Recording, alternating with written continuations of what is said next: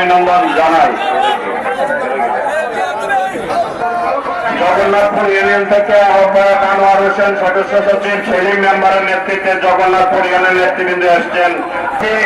18 word বিএনপির সভাপতি, রাজপথের লড়াই সংগ্রামের অকুতব সৈনিক, মহানগর যুবদলের অন্যতম যুগ্ম ইসলামের নেতৃত্বে, সদস্য সচিব আব্দুর রহমানের নেতৃত্বে 18 নম্বর ওয়ার্ড থেকে আহ্বায়ক তাজুল ইসলাম, সদস্য সচিব জালাল আহমেদের নেতৃত্বে জালাল খান নিব।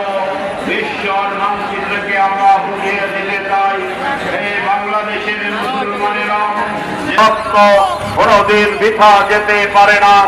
আজকে মুসলমানেরা রক্তের গন্ধে ছড়িয়ে পড়েছে।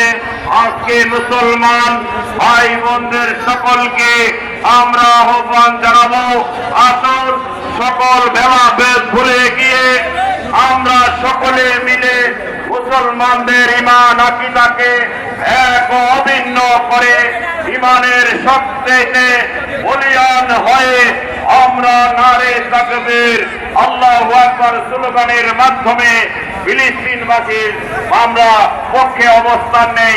সেজন্য আপনারা সকলে মিলে একটি স্লোগান ধরুন, নারে তাকবীর,